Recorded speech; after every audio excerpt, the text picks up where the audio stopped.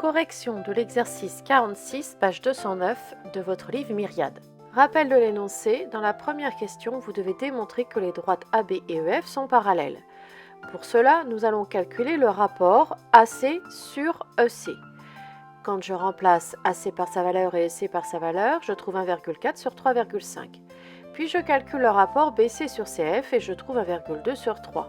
Pour démontrer l'égalité des deux fractions, je décide d'utiliser le produit en croix.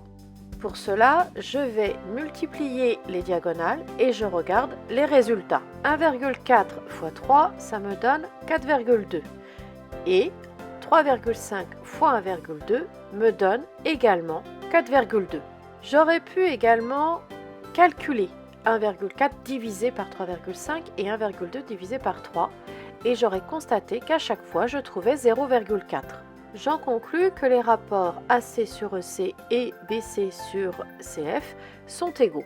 Mais j'aurais pu également calculer le rapport CE sur CA et CF sur BC. J'aurais alors trouvé 2,5 à chaque fois. En effet, si vous reprenez la figure de départ, le point C est le point qui est en commun aux deux triangles. Je peux faire donc CA sur CE, et dans ces cas-là, je prendrai le rapport CB sur CF. Mais je peux prendre également CF sur CB, et dans ces cas-là, je prendrai le rapport EC sur CA. Maintenant que nous avons l'égalité des rapports, je n'oublie pas de préciser que les points CAE et CBF sont alignés dans le même ordre. Je n'oublie pas de mettre les virgules pour bien parler des points C, A et E, ainsi que des points C, B et F, et non des triangles CAE et CBF. Je cite que j'utilise la réciproque du théorème de Thalès, et je conclus que les droites AB et EF sont parallèles. Maintenant que j'ai démontré que les droites sont parallèles, je peux utiliser le théorème de Thalès.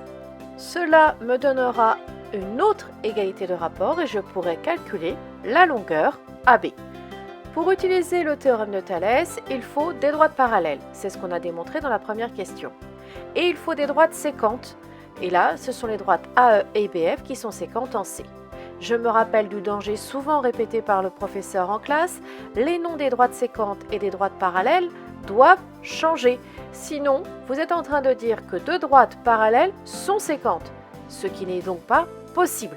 Je dis que j'utilise le théorème de Thalès et j'écris mon égalité de rapport. L'égalité de rapport CA sur CE et CB sur CF a déjà été démontrée dans la question 1. Mais le théorème de Thalès me donne en plus que j'ai l'égalité avec AB sur EF. Je sais que CA sur CE égale 0,4, donc AB sur EF est égal à 0,4. Ça veut donc dire que AB est égal à EF fois 0,4. Je remplace EF par sa mesure et je trouve que la longueur du segment AB est de 1,48 cm.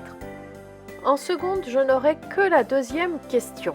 Je devrais penser par moi-même que je ne sais pas encore que les droites BC et EF sont parallèles. Je dois penser à le démontrer avant d'appliquer le théorème de Thalès.